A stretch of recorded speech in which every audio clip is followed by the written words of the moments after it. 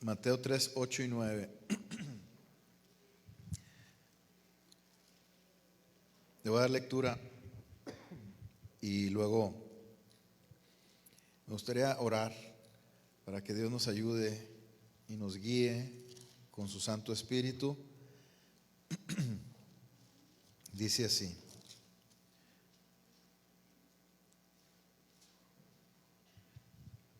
Mateo 3, 8 y 9. Vamos a ponernos de pie, hermanos, por favor, para que se nos quite el frío, ¿verdad? Movernos tantito. Ahí me siguen con su vista. Y me parece permítame llamarle así, una hermosa costumbre de tener esta reverencia para la palabra de Dios, ¿verdad? Vamos a leerlo, si gustan, ustedes síganme con su vista, yo lo leo. Dice, lo voy a leer desde el 7.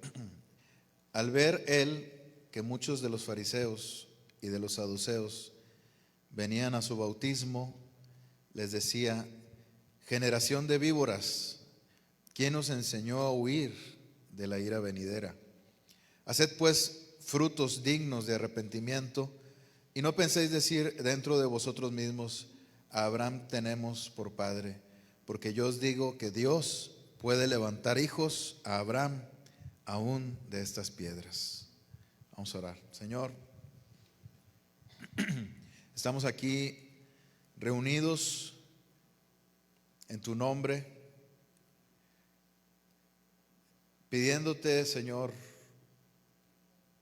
que tu presencia poderosa traiga a nuestras vidas un cambio, Señor, así como una avalancha, como un maremoto. Señor bendito, algo estruendoso en nuestro corazón, Señor, un cambio que sea evidente, Señor, que nos mueva del lugar en donde estamos para llevarnos a pastos frescos, para llevarnos, Señor, a donde tú quieres que vayamos, para llevarnos a hacer tu voluntad, Señor. Cambia nuestro corazón, quita todo aquello que nos estorba, Señor. Perdona nuestros pecados, Señor. Límpianos con la sangre de Cristo, porque ahora hemos entendido, Señor, que la sangre de Cristo es lo más poderoso que hay en esta tierra, Señor bendito. Tú nos proveíste de esa sangre para limpiarnos de nuestros pecados, para ahuyentar al enemigo, para resistir al diablo, Señor, que quiere acechar nuestras vidas. Te ruego, Señor, que nuestra vida sea limpia, santificada en la sangre de Cristo. Nuestras familias, Señor bendito, santifícalas en la sangre de Cristo, en el agua de tu palabra, en el lavamiento del agua por tu palabra, Señor. Gracias, bendito Dios. Danos el día de hoy tu palabra. Guíanos con tu Santo Espíritu, porque palabras humanas, Señor, las escuchamos todo el tiempo. Todo el tiempo estamos escuchando palabras de hombre. Hoy venimos a este lugar a escucharte hablar a ti, Señor. Ayúdanos a escuchar tu voz el día de hoy por medio de tu palabra. Te lo rogamos, Señor, en el nombre del Señor Jesucristo. Amén. Tomen su lugar, mis hermanos, por favor.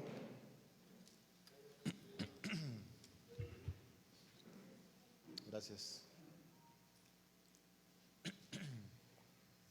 Bueno, ya tengo aquí café y agua, bien servido estoy, gracias a Dios. Es como una palabra que usaba el pastor Ramón ayer. Es negocio, sí es negocio servir al Señor. Dios nos bendice. Bueno, fíjense que no sé si decir esto, pero lo voy a decir porque creo que somos amigos, ¿verdad? Somos familiares en la fe, somos cercanos. y creo que uno debe abrir su corazón, ¿verdad? Esta predicación yo la estaba empezando a preparar para prepararla bien y así me estaba imaginando yo, ¿verdad? Decir, voy a hacer investigación y voy a escribir puntos y voy a escribir unas 10 hojas y obviamente no daré todas esas 10 hojas aquí, ¿verdad? De estudio, pero sí hacer algo bien preparado. Y comencé a tomar notas en la lectura ahí de la palabra. Y ¿cómo se llama? Y pues el hermano Chuy me invitó a predicar. Y le pregunté a Dios qué iba a predicar, ¿verdad? Y tenía ahí ese pasaje. Y yo estaba en la carne y resistiéndome, diciendo, no, eso yo lo quiero dejar para después. Pero creo que Dios quiere que hablemos de esto, ¿verdad?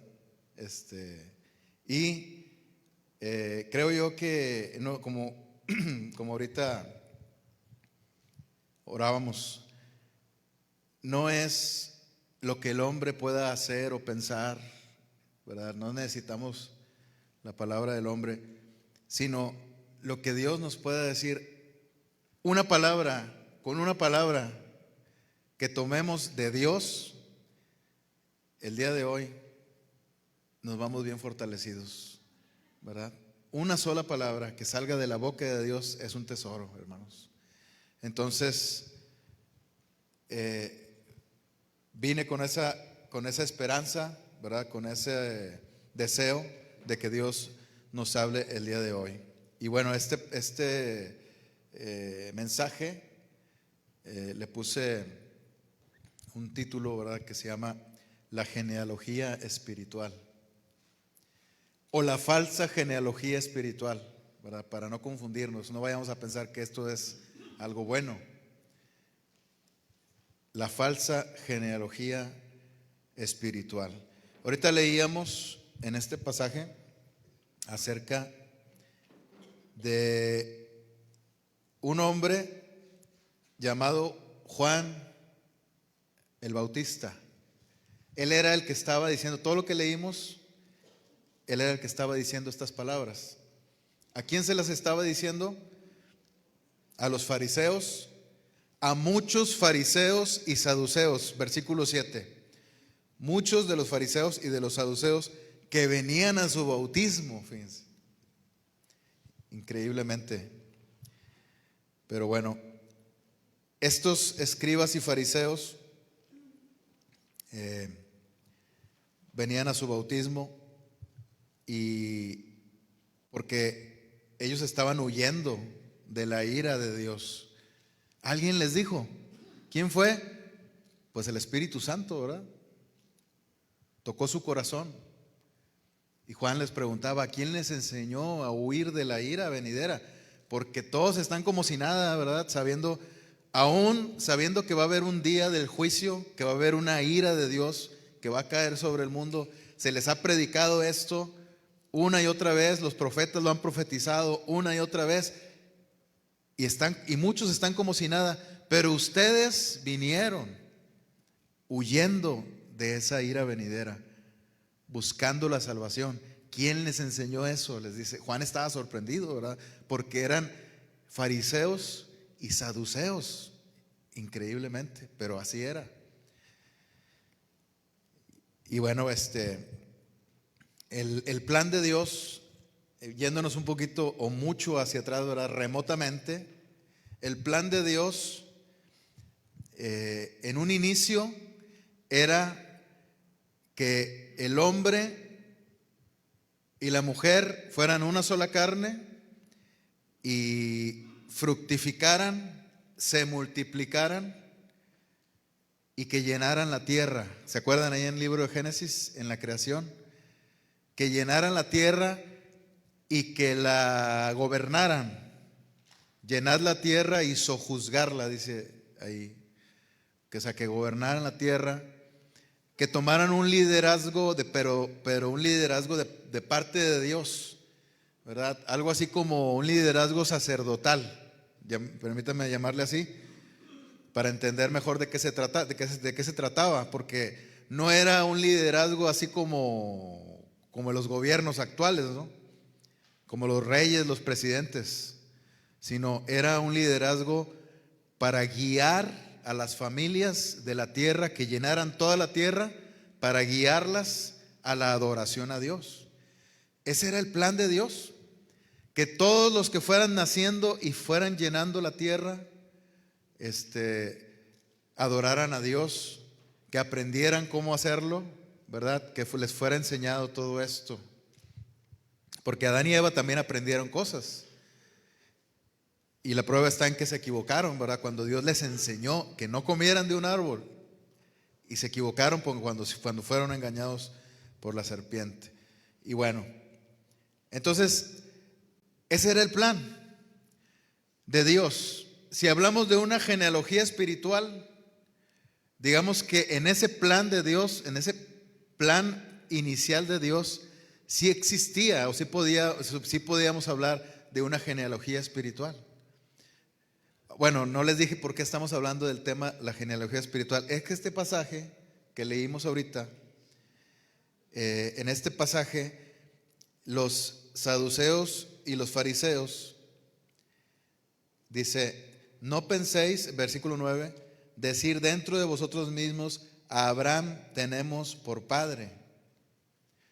O sea, ellos pensaban que por tener o por haber descendido de Abraham, que eso les bastaba para pertenecer a Dios y para no perderse. Ellos hacían una diferencia entre los gentiles, ¿verdad? Los que estaban en el mundo, los que estaban perdidos, y decían: y nosotros que somos hijos de Abraham, ya la libramos. Tenían esa jactancia en su corazón. Entonces, ellos pensaban que una genealogía espiritual era válida. Y bueno, solo quería decirles por qué estamos hablando de este tema, ¿verdad? Y no quiero seguir desarrollando la idea porque más adelantito lo vamos a tocar. Entonces, volviendo al tiempo remoto de la creación de Dios, ¿verdad? Cuando Dios les mandó llenar la tierra, en ese momento sí podíamos hablar de una genealogía espiritual, porque el hombre era espiritual. Cuando Dios creó al hombre, dice la palabra que Dios hizo al hombre perfecto, pero el hombre se perdió, el hombre desobedeció a Dios, pero el hombre era espiritual. Sin embargo, Dios sí quería que las familias o los padres de familia enseñaran a sus hijos a guiarlos hacia Dios, a tener una comunión con Dios. En eso consistía el plan principal de Dios, inicial. El diablo vino y quiso que ese plan se echara a perder. Él pensó que lo echó a perder cuando engañó a la mujer, comió del fruto que Dios le había mandado no comer y le dio a su marido, y entró el pecado al mundo, y por medio del pecado entró la muerte. La muerte no existía antes de que el hombre pecara. Entonces, el diablo creyó que echó a perder el plan de Dios, pero no lo echó a perder. Porque el plan de Dios de que hubiera genealogías, de que hubiera descendencias espirituales, hoy es posible por el medio del Señor Jesucristo, solamente por medio del Señor Jesucristo. Antes era por medio de Adán. Al primer Adán se le fue dada la instrucción, ¿verdad? El mandamiento de fructificar y multiplicarse, que crecieran las familias en la tierra, que se multiplicaran.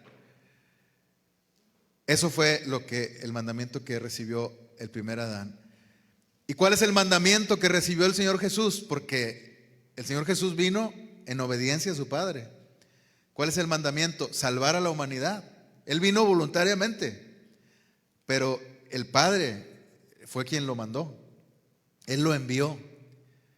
Entonces, el postrer Adán, dice el apóstol Pablo, el postrer Adán es el Señor Jesús. En Él nosotros somos benditos, en Él nosotros somos salvos, en Él nosotros tenemos una nueva vida.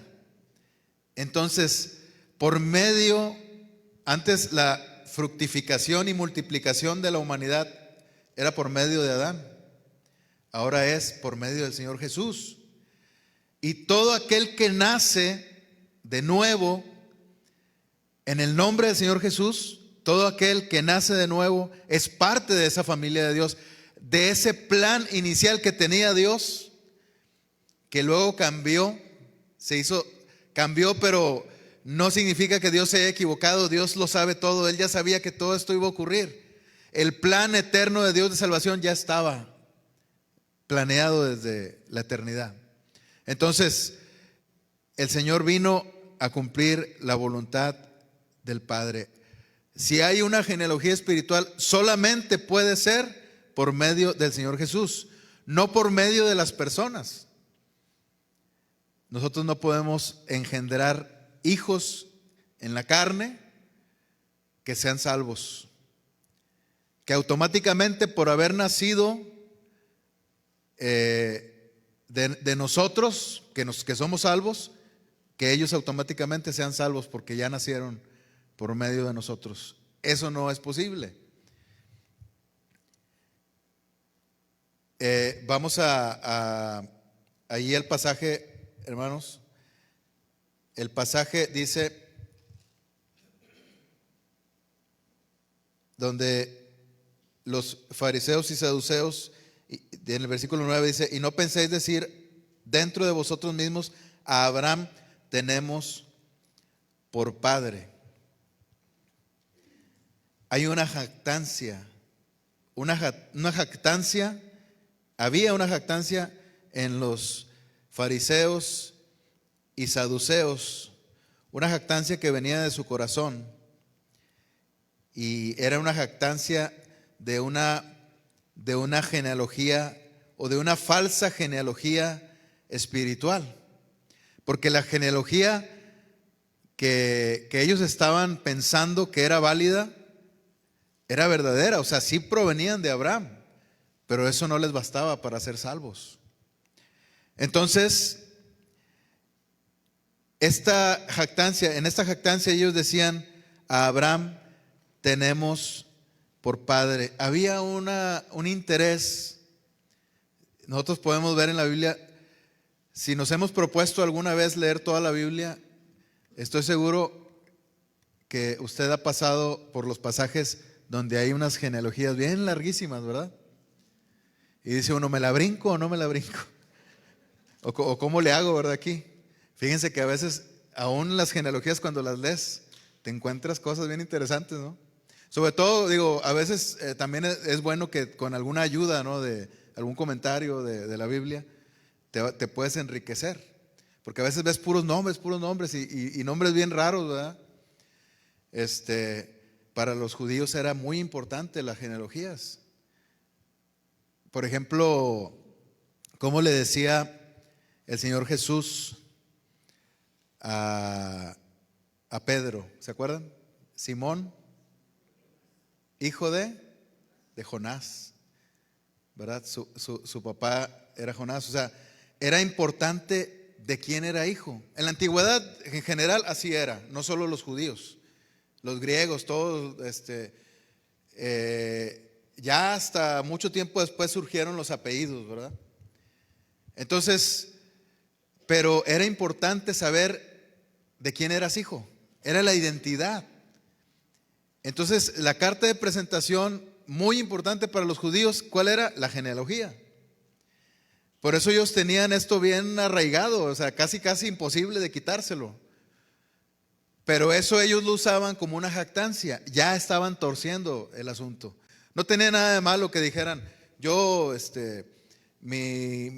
¿cómo se dice? Mi ascendencia es que vengo de tales personas, ¿verdad? Ya sea de la realeza o de cualquier parte, ¿no? No tenía nada de malo. Pero cuando había jactancia en el corazón, al compararse con los demás y decir: yo tengo a Abraham por padre, no tengo nada de qué preocuparme, ya la libré. Todos están perdidos, todos los que no son hijos de Abraham están perdidos, pero yo que soy hijo de Abraham, ya la libré. Esa jactancia de una falsa genealogía espiritual, lo único que estaba haciendo era llevarlos a la perdición, ¿verdad? Las jactancias nunca han sido buenas. ¿Qué es una jactancia? Cuando tú te vanaglorías de algo, cuando tú, digamos, no es, el presumir es decirlo a los demás, ¿verdad? Haces presunción. La jactancia no necesariamente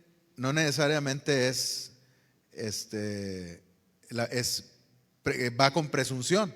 Puede ser que lo hagas delante de las personas, pero puede ser que lo digas para ti mismo, así como lo estamos viendo en ese pasaje, ¿verdad? Que en el sentido del lenguaje que nosotros hablamos es así.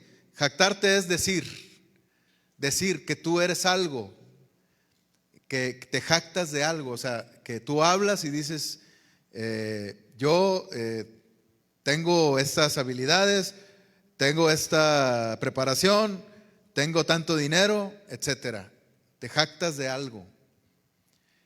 Pero en este pasaje, esa jactancia no era algo que se dijera para que otros escucharan, era algo del corazón.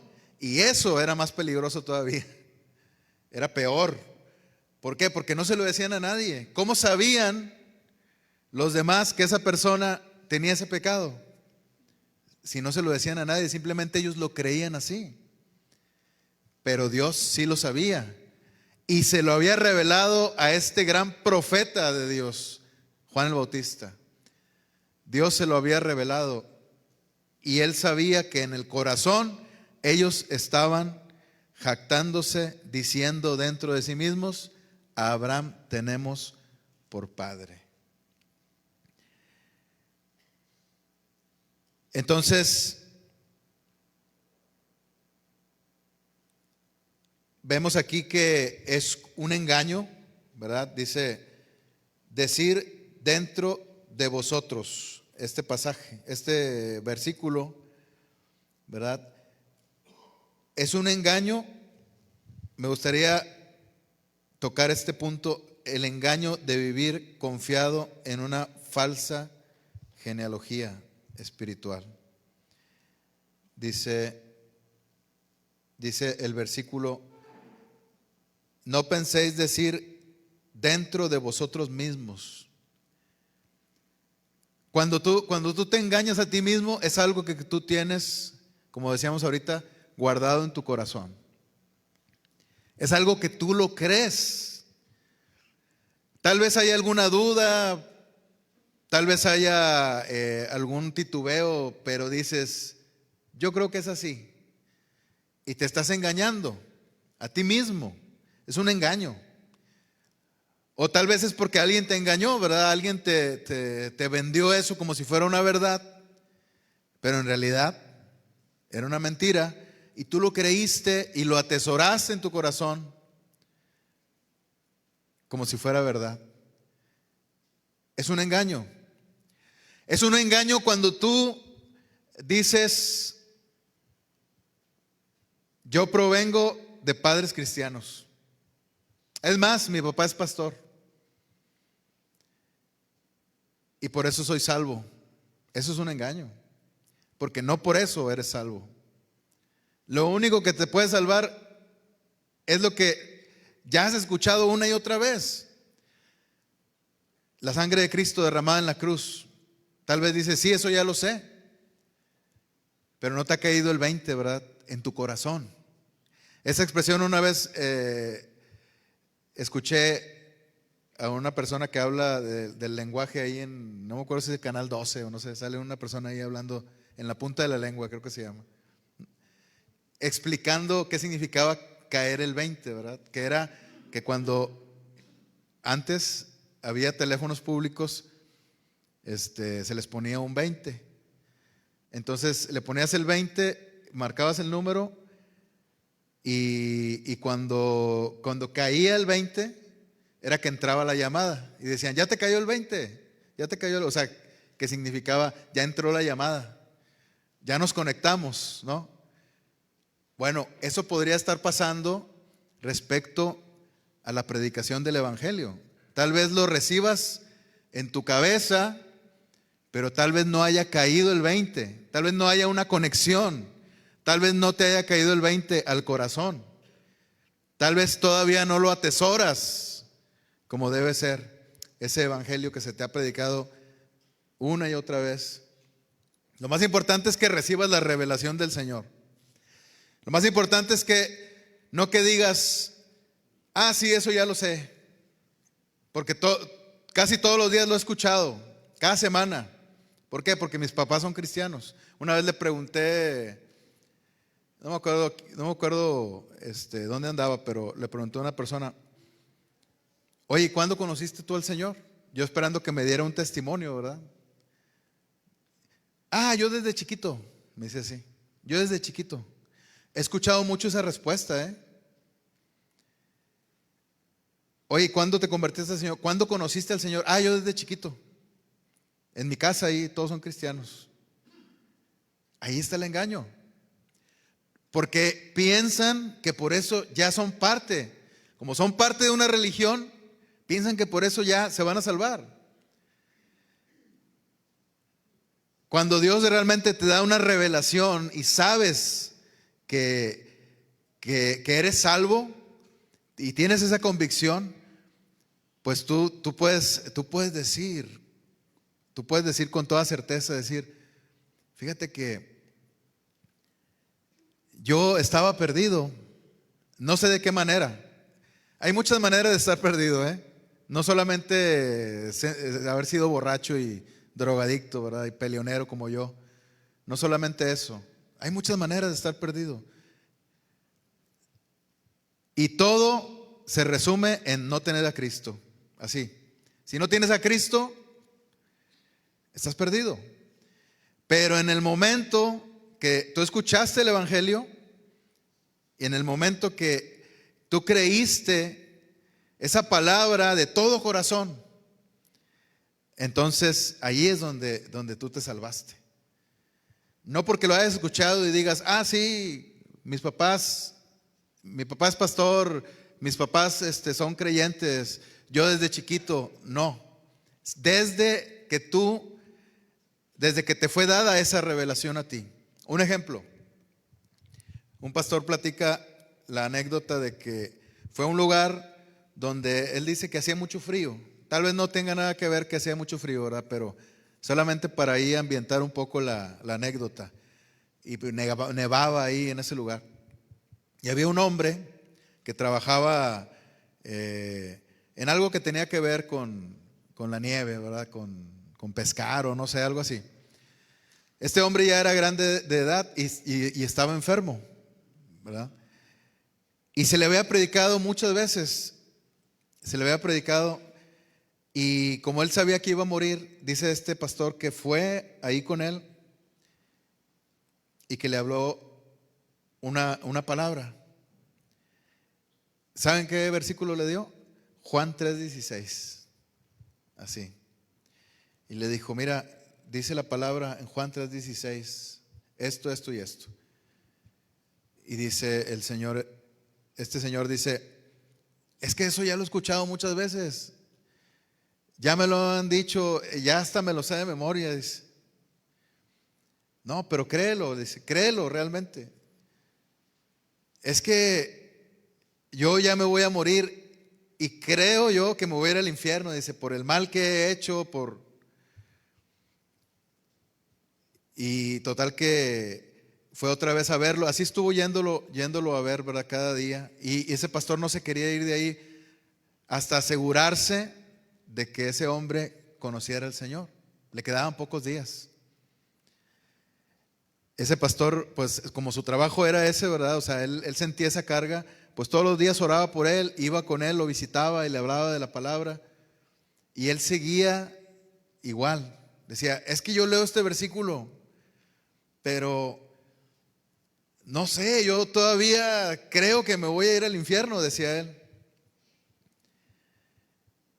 Y ya cuando casi no había esperanza para ese pastor, ¿verdad? Y ya estaba a punto de irse, ya tenía que irse de ahí. Lo fue a visitar por última vez y este hombre lo recibió nuevamente y le dijo: mira, ya me tengo que ir. Vamos a leer la palabra de Dios juntos, ¿verdad? Antes de que me vaya. Y entonces abrieron la Biblia en Juan 3:16. Y él empezó a leerlo. Dijo: quiero leer este versículo que tú me trajiste, lo quiero leer. Y lo empezó a leer. Porque de tal manera amó Dios al mundo, que ha dado a su Hijo unigénito, para que todo aquel que en él cree no se pierda, mas tenga vida eterna. Y su tono de voz cambió, sus ojos se llenaron de lágrimas y se emocionó mucho y dijo: realmente Dios me ha salvado. Dice: porque aquí dice que Él envió a su Hijo para que todo aquel que en Él cree, y yo creo, dice él. O sea, en ese momento le fueron abiertos los ojos, le fue revelada la salvación y él fue salvo a partir de ese momento. Solamente así, porque a veces pensamos que porque ya lo leímos, porque ya nos lo han dicho, porque ya me lo sé, porque mis papás, no tiene nada que ver con eso. Es solamente tú y Dios, porque así va a ser en el día final. En el día final no va a ser que vas a ir con varias personas a ver que haya testigos. No, va a ser entre tú y Dios nada más.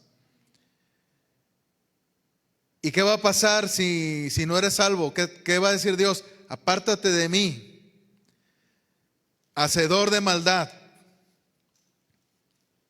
Y Dios, siendo juez justo, te va a leer tus pecados. Porque tuve hambre y no me diste de comer. Porque tuve sed y no me diste de beber. Porque estuve enfermo, ¿cómo dice? Y no me visitaste. O sea, todo va a ser legal. No va a haber ninguna trampa ahí. Dios no dice mentiras. Va a ser entre tú y Dios nada más. El día final así va a ser. Y hoy en día que tienes la oportunidad de salvarte, así es, entre tú y Dios. Nadie más puede intervenir en eso. La única manera en la que la gente puede intervenir, ¿cómo es? Orando por ti, dándote una palabra. Es la única manera en la que en la que alguien más puede intervenir en eso. Pero que aboguen por ti para que te salves, nadie, solamente el Señor Jesucristo. Solamente Él puede ser tu abogado delante de Dios. Entonces, no hay como tal una genealogía espiritual hoy en día. Si quieres ser salvo, tú necesitas nacer de nuevo. Nacer de nuevo es lo único. Que tu generación sea a partir del Señor Jesucristo. ¿Qué palabra usó aquí Juan el Bautista? Generación de víboras. Generación de víboras. ¿Quién nos enseñó a huir de la ira venidera? Entonces, solamente es por medio del Señor Jesús la salvación. Nacer de nuevo. Si no naces de nuevo, no puedes ver el reino de Dios. Un pastor llamado, no recuerdo ahorita el nombre, de Inglaterra, del siglo XVII más o menos. Ese pastor predicaba en una iglesia y en esa iglesia predicaban varios pastores, ¿verdad? Así como aquí predicaban varios pastores y él estaba entre ellos, de los que predicaban. Y él lo que predicaba era que no podías tomar la Santa Cena si no habías nacido de nuevo. Fíjense, decía: si no has nacido de nuevo, no puedes tomar la Santa Cena, porque como en todas las sociedades de élite, pues era algo como una costumbre, ¿verdad? Que algo que tenías que hacer, como la religión católica, ¿no? Que algo que se tenía que hacer como un ritual, como parte de tu religión. Entonces, ese pastor sabía que entre las personas que estaban ahí congregándose, había gente perdida en el pecado y que iban ahí por pura religión y por pura costumbre y que no daban frutos de su salvación. Lo único que tenían era que iban a esa iglesia, pero salían y vivían una vida perdida, dando mal testimonio y todo lo que ustedes puedan imaginarse. Y los demás pastores no decían nada cuando predicaban. Él era el único que decía: no puedes tomar la Santa Cena si no has nacido de nuevo. ¿Saben qué le hicieron a ese pastor? Lo corrieron de esa iglesia. No andes diciendo eso, le dijeron. No digas eso porque la gente va a dejar de venir. Pero él siguió predicando eso. ¿Qué pasó? Que le dijeron ya, lo corrieron, ¿verdad? De esa iglesia. Y él, dice la leyenda, ¿verdad? Que él nunca cambió su rostro de amor, porque él tenía, mucha gente lo admiraba por eso, porque él siempre era muy, ¿cómo se dice? Mostraba su amor a las personas con hechos, ¿verdad? Él daba, él visitaba y hacía muchas cosas para el Señor y siempre tenía un rostro de amor para la gente, ¿verdad? Y aún cuando le pasó eso, él siguió igual, porque él decía que su esperanza no estaba en los hombres, sino en Dios, que mientras no le quitaran su salvación, él estaba feliz, estaba contento, ¿verdad? Ahorita tal vez tú ya te hayas bautizado, tal vez ya hayas tomado la Santa Cena incluso, pero si no has tenido un encuentro verdadero con Dios, ni el bautismo ni la Santa Cena te van a salvar. Señor, yo me bauticé, Señor. No sé, nunca he escuchado hablar a la gente así, pero me da la impresión de que hay gente que piensa que en el momento de sumergirse en el agua del bautismo, salen y ya la libraron, ¿verdad? El bautismo es un simbolismo de la muerte espiritual o de la muerte que nosotros hemos vivido, permítame decirlo así, que de esa muerte que hemos muerto nosotros al mundo. Es un simbolismo, una representación de que moriste, de que fuiste sepultado y de que saliste a una nueva vida. El agua que nosotros tenemos aquí es el agua que sale de la llave. No va el pastor Chuy ni el pastor Ramón ahí a poner sus manos en el agua para bendecirla y para que cuando te metas ahí salgas limpio de todos tus pecados, ¿verdad? No se hace nada de eso. Ese bautismo es un testimonio que tú das de algo que ya pasó en tu vida, de que tú ya le creíste al Señor, que moriste al mundo y que ahora le perteneces al Señor, que fuiste igual que el Señor Jesucristo juntamente con Él crucificado, porque es lo que dice en Gálatas 2:20, con Cristo estoy juntamente crucificado. Ya no vivo yo, mas Cristo vive en mí. Lo que ahora vivo, lo vivo en la fe del Hijo de Dios. Él se entregó por mí. ¿Por qué yo no me voy a entregar por Él? Si Él dio su vida por mí. Bueno, esa muerte que fuimos juntamente crucificados con Él, fuimos sepultados también por medio del bautismo y salimos a una nueva vida. Eso fue lo que pasó en nuestra vida. Eso es una representación, un testimonio de lo que pasó en nuestra vida. Pero si no creíste realmente en el Señor, si no te convertiste de todo corazón, si no aceptaste su palabra, ese bautismo fue meramente un acto físico nada más. No hubo nada espiritual ahí. No pasó nada si no te convertiste al Señor. porque el bautismo no te salva. Es lo que cuando hay un discipulado para bautismo, es lo que se enseña. El bautismo no te salva. O a veces hasta se les pregunta, ¿no?, a quienes se bautizan, ¿el bautismo te salva? Y dicen, no me salva, porque ya recibieron esa instrucción. Y es correcto, ¿verdad? Así es. Entonces, el bautismo no te salva, la cena del Señor no te salva, porque también es un simbolismo. Entonces, ¿qué otra cosa no te salva? Ni las buenas obras, ni el ir a la iglesia, ni el estar en una familia cristiana, ni ser hijo de pastores. Nada de eso te salva. Nada de eso te salva. Solamente es entre tú y Dios. De ahí vas a obtener tu genealogía del Señor. De ahí parte tu genealogía. Ahí nací.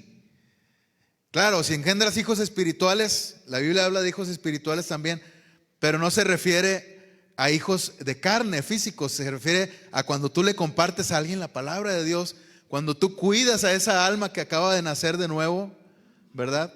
Y la encaminas. De alguna forma tú estás engendrando hijos espirituales también, pero son hijos engendrados por el Espíritu Santo, no por voluntad de varón, ni de carne, ni de sangre, sino de Dios, como dice ahí Juan capítulo 1. Entonces,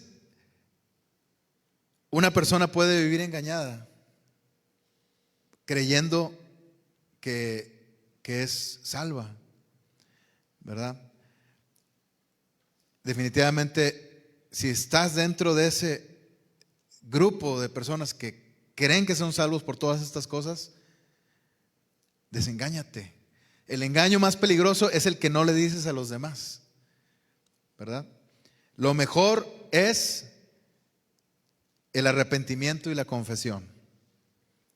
Y con eso me gustaría terminar. Esta espiritualidad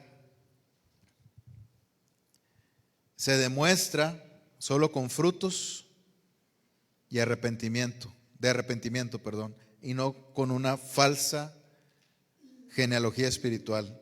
Dice el versículo 8: haced pues frutos dignos de arrepentimiento. Esto era algo muy importante para Juan el Bautista. De hecho, algunos hasta se acercaban a preguntarle: ¿qué haremos? ¿Qué vamos a hacer? ¿Qué sigue de aquí? Bueno, el Señor los iba a guiar, todavía no descendía el Espíritu Santo. Pero ¿qué sigue de aquí? Una vez que tú recibes al Señor, ¿qué sigue? ¿Qué haremos? Ellos estaban siendo bautizados por Él. ¿Qué haremos? Dice Juan el Bautista: haced frutos dignos de arrepentimiento. ¿Cuáles son estos frutos dignos de arrepentimiento? Un ejemplo bíblico: Zaqueo. Zaqueo era que un recaudador de impuestos, ¿no? Bueno, él, cuando estuvo el Señor Jesucristo en su casa, en la casa de Zaqueo, Zaqueo públicamente confesó su pecado. Dijo: voy a devolver cuadruplicado si a alguno he defraudado. Él sabía que había defraudado gente, ¿verdad? Lo estaba diciendo público, o sea, yo creo que ahí estaban tomando nota a los que defraudó, o se corrió la voz. Estoy seguro que dio mucho dinero. Hey, tú me defraudaste a mí. ¿Ustedes creen que lo iba a negar después? Si él había dicho públicamente que había defraudado gente y que lo iba a devolver. Seguramente después de esa cena, durante algunos días o meses, no sé, fue gente a reclamarle, ¿no? Y estoy seguro que él se los devolvió, porque él dio frutos de arrepentimiento. ¿Cuáles son los frutos de arrepentimiento? Cuando tú haces algo diferente a lo que venías haciendo, ¿verdad? Por ejemplo, los frutos dignos de arrepentimiento es que si tú tenías la costumbre de hablarle mal a las personas, de tratarlas mal, que ahora un fruto digno de arrepentimiento, ¿cuál es? Hablarle bien a las personas y tratarlas bien.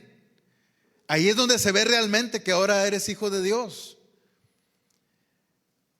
Otro pastor del siglo XIX decía, se ve cuando alguien ha nacido de nuevo, se ve hasta en cómo trata a su perro.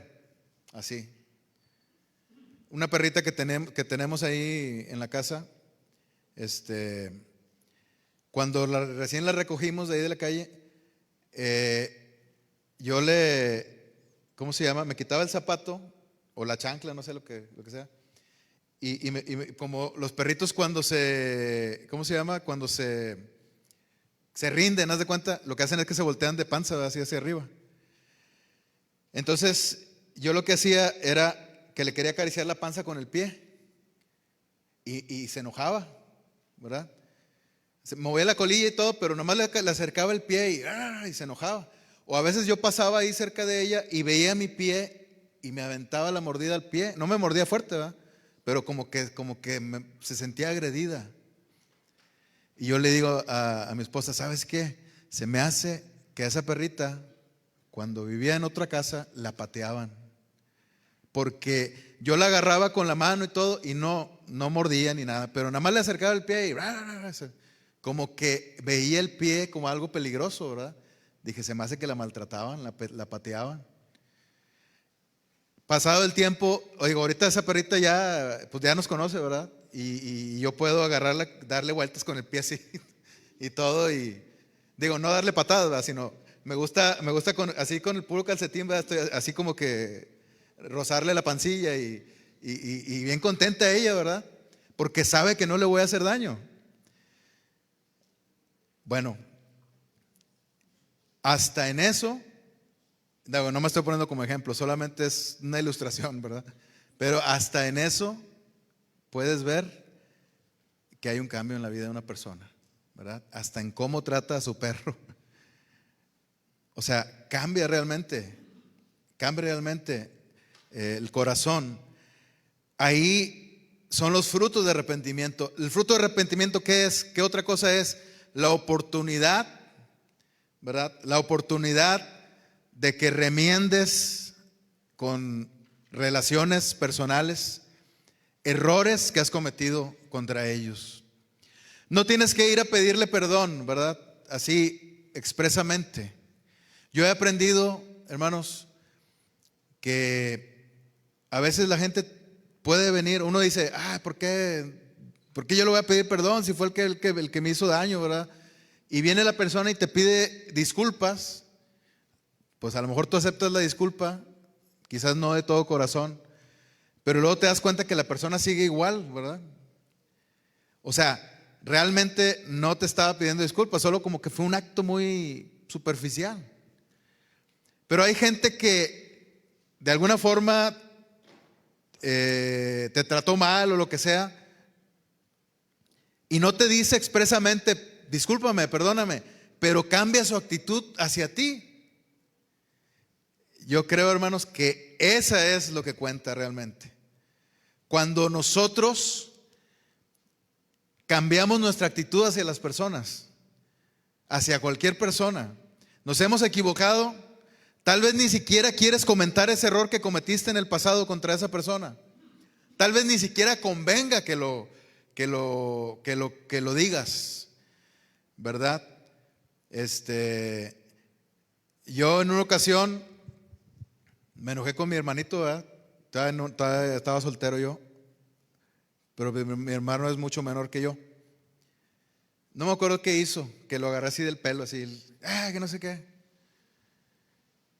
Y de repente, en la actualidad, bueno, ahorita no, ¿verdad? Pero hace algún tiempo me acordaba de eso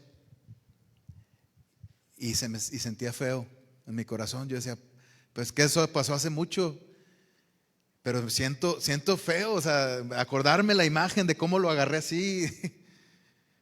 Y pues no puedo justificarme en que yo era así, ¿verdad? Digo, yo no le hacía daño a mi familia, ¿verdad? Cuando la violencia que yo les he contado que yo vivía era en las pandillas, ¿verdad? Gracias a Dios era en las pandillas, no era en mi familia. Mi familia era otro rollo, ¿verdad? Pero sí tenía esas tendencias así explosivas Entonces, en una de esas, de que exploté, lo agarré a mi hermanito más chico y lo zarandeé así de las greñas. Y me estuve acordando hace algún tiempo, ¿verdad? Y me sentía mal. Tuve que hablar con él y digo, oye, ¿sabes qué? Yo me acuerdo de esta vez y no lo puedo olvidar. Le digo, tengo aquí bien presente la imagen. Le digo, ¿qué pasa? Le digo, yo sé que Dios ya me perdonó, pero yo necesito que tú me digas que me perdonas por eso. ¿Saben qué me dijo? Dijo, ni me acuerdo de eso, fíjate. Ni me acuerdo. Porque fueron más veces las que lo traté bien, ¿verdad? Que las que pasaron así. Pero entonces yo me puse a cuentas con él. Ya me había puesto a cuentas con Dios. O sea, tal vez ni siquiera había necesidad de acercarme a él para recordar algo tan feo, ¿no? que vivimos en aquel entonces. Entonces, a veces no hay necesidad de hablar de cosas feas del pasado con la persona, pero simplemente que cambie tu actitud contra esa persona. Frutos dignos de arrepentimiento. Lo contrario a lo que has estado haciendo, ¿verdad? Que demuestres que realmente has nacido de nuevo. Que realmente tienes un cambio en tu vida con hechos. No con palabras, no con apariencias, con hechos. Ahí es donde se ve que realmente hay un cambio en tu vida, que realmente has nacido de nuevo. Que ahora tu corazón busca otras cosas. Antes buscaba el pecado, ahora busca a Dios. Antes buscaba servir al diablo, ahora busca servir a Dios. Solamente no existe una tal genealogía espiritual. Solamente hay dos familias a las que puedes pertenecer. Solamente puedes ser o hijo del diablo o hijo de Dios. Nada más. Como dice ese hermoso canto, ¿verdad? ¿En cuál lado estás? ¿Estás en la familia de Dios o estás en la familia del diablo? Dios quiere que estés con Él. Que hagas frutos dignos de arrepentimiento. No sabemos qué va a pasar el día de mañana. Esta frase me la dijeron a mí cuando recibí a Cristo en mi corazón. Yo les dije después, cuando me dijeron, recibe a Cristo en tu corazón, yo dije después. Me dijo esa persona, Eric, no sabemos qué va a pasar el día de mañana. Sí me hizo tomar conciencia. No acepté a Cristo en ese mismo rato, no. Después sí. Pero me hizo tomar conciencia. No sabemos qué vaya a pasar el día de mañana. No sabemos si vamos a estar o no vamos a estar. Lo importante es que hoy recibas a Cristo en tu corazón. Entonces quiero hacerte esa invitación. Quiero hacerte esa invitación. Tal vez haya en tu corazón o en tu mente ahorita un bloqueo de decir, es que si paso a orar, la gente va a decir que soy todo eso que predicó el hermano. ¿Cuál es el problema? Para eso estamos, ¿no? Para dar testimonio de que realmente estoy arrepentido. Para dar testimonio de que yo confieso a Dios delante de los hombres, para que Él me confiese, el Señor Jesucristo, delante de su Padre Celestial. ¿Cuál es el problema de lo que puedan pensar los demás? ¿Qué importa? ¿Qué va a importar el día del juicio lo que van a pensar los demás? No va a importar nada. Va a ser entre tú y Dios nada más. Entonces quiero hacer una invitación. Despójate de esa cobardía, porque eso no es de Dios. El espíritu que Dios te está ofreciendo es un espíritu de poder, de amor y dominio propio. Despójate de la cobardía, despójate del pecado que te acecha todos los días y ven a los pies del Señor. Te hago esta invitación. Tal vez seas hijo de pastor, tal vez hayas nacido en un hogar cristiano, tal vez tengas mucho tiempo viniendo a la iglesia, pero tal vez no seas salvo. Esta es una oportunidad que Dios te da para ponerte a cuentas con Él. Quiero hacer una oración una oración, pero que invitar también a alguien que diga: yo quiero recibir a Cristo, yo quiero entregarte mi vida, Señor. Yo quiero a partir de hoy ser tu hijo, estar convencido de que soy tu hijo, hacer frutos dignos de arrepentimiento. Si tú tienes esas palabras en tu corazón, te voy a invitar a que pases aquí al frente.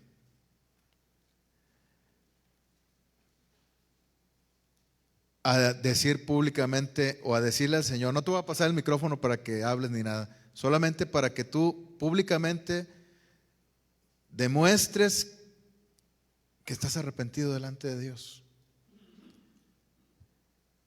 Vamos a orar.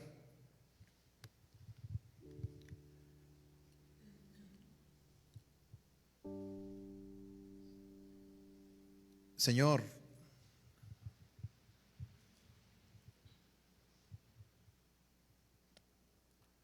tú nos has enseñado por medio de esta palabra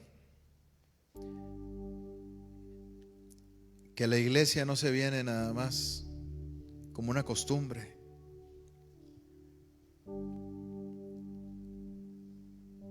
que siempre hay retos, Señor, desafíos que debemos enfrentar. Y el primer desafío es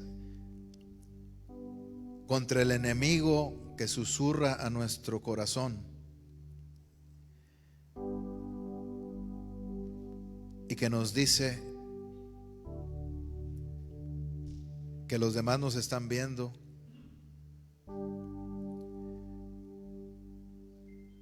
que no somos dignos,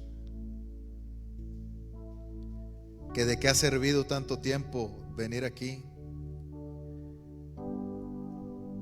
que qué van a pensar los demás.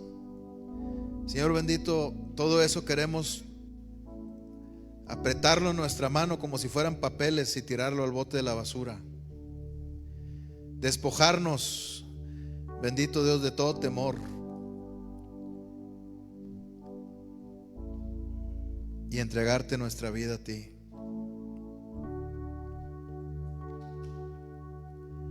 Porque no sabemos qué va a pasar el día de mañana.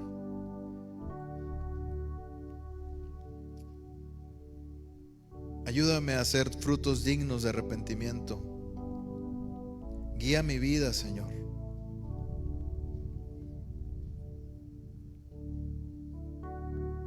Por la sangre de Cristo derramada en la cruz, te entrego mi corazón. Que toda atadura del enemigo salga de mi familia, Señor. En el poder del Señor Jesucristo.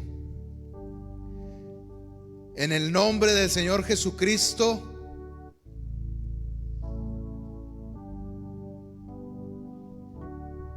El enemigo está vencido. Tú lo declaraste, Señor, en tu palabra. En el acta de los decretos, Señor, tú exhibiste a todas las potestades, a los más altos poderes del reino espiritual de los demonios. Los exhibiste en la cruz, Señor.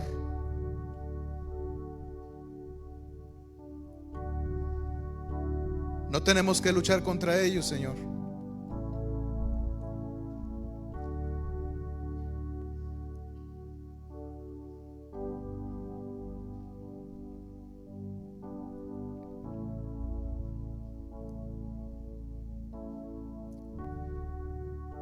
Tú ya los has vencido, bendito Dios. No hay nadie que pueda contra ti. Libera a nuestros jóvenes, Señor, a nuestras familias, porque el enemigo, Señor bendito, quiere ver destruidas a nuestras familias. El enemigo quisiera ver destruidos a nuestros hijos. Dales a nuestros hijos tu palabra, Señor. Somos responsables de ellos, tú sabes, y lo sabemos nosotros. Pero no podemos lograr nada, Señor, si tú no nos ayudas, y sabemos que tú quieres ayudarnos, Señor.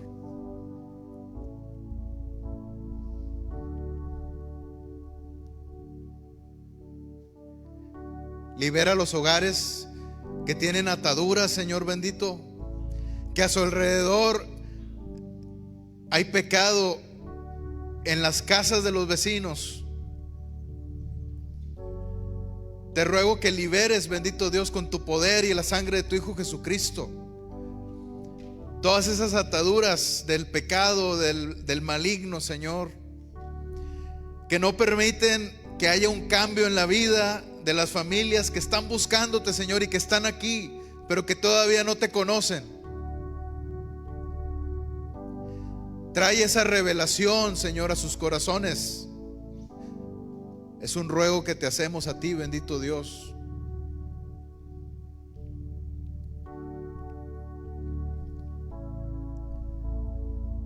Quiero invitarte, si estás batallando con alguna situación, como yo, quiero invitarte que vengas a orar.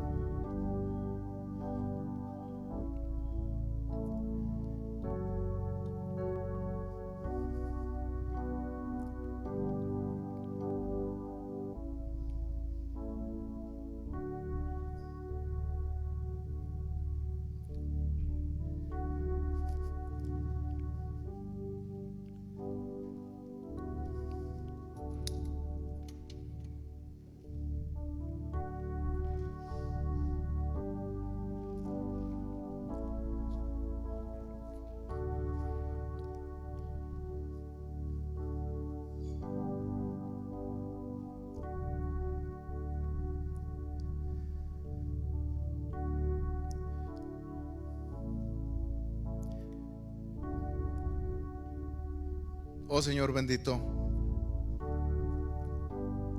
a tu casa venimos a estar siempre gozosos, Señor.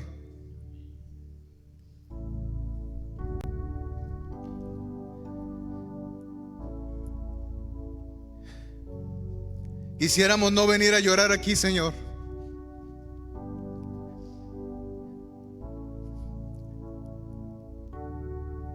pero sabemos que tú comprendes las luchas que hay en los hogares tuyos, bendito Señor.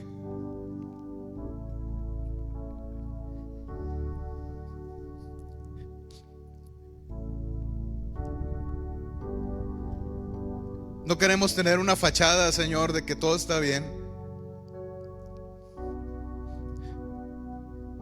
porque no es así. Y mis hermanos y yo, Señor, hemos venido a clamar tu ayuda, Señor.